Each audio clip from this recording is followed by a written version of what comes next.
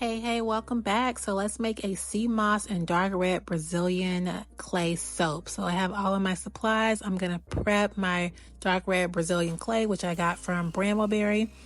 I usually would use 1 teaspoon of the dark red Brazilian clay and then 1 tablespoon of oil.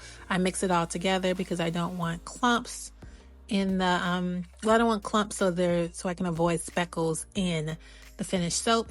That's my sea moss I got from Richard's Foodporium, which is like an organic, all natural, small grocery store. And it's the sea moss powder. So I just put in 1 teaspoon of powder in there because this is just 1 pound of soap. So I'm doing it at 1 teaspoon per pound of soap. And I'm going to mix that with my oil so that I can stick blend to my heart's content and avoid over blending. Now I'm adding the lye solution in there. And I do use like a 33% water discount, so I am going to include the recipe for this soap below. And I'm also going to use sandalwood fragrance oil, which I got from Brambleberry, and I always mix that with a spatula. I never use a stick blender because I do not want it to come to trace any quicker than necessary, so I can have a nice fluid pour. So here I am just mixing the pre-prepped dark red Brazilian clay with the soap batter.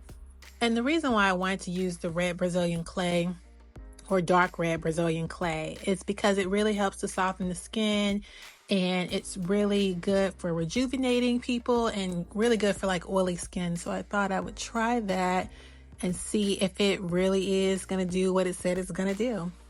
I also added the sea moss just because I did make a soap bar with it a couple months ago, and I really enjoyed how smooth it made my skin feel and that like natural glow that I had. So I wanted to start incorporating that into a few more bars.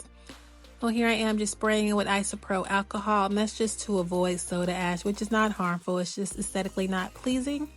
And I left it in the mold for 2 days just because I was so busy the next day that I wasn't able to unmold it and cut it. And here's how it turned out. I love that the dark red Brazilian clay actually looks like rose clay. It looks pinkish. It doesn't even look red at all. It looks just like rose clay. So I was very pleased with how it came out. And I like the swirls because again, this is my 1 pound mold. So the swirls are always different in the 1 pound mold versus the 2.5 pound mold, which is like my standard one for my standard bars or so. These are like I call them my mini affordable bars because they're miniature and they're more affordable. So I like the way the swirls came out in this one. And I'm going to be using sea moss in all the soap bars that I make for the month of March 2024. So if there's a specific type of combination with sea moss that you would like to see, please comment below. And for now, black hands are out.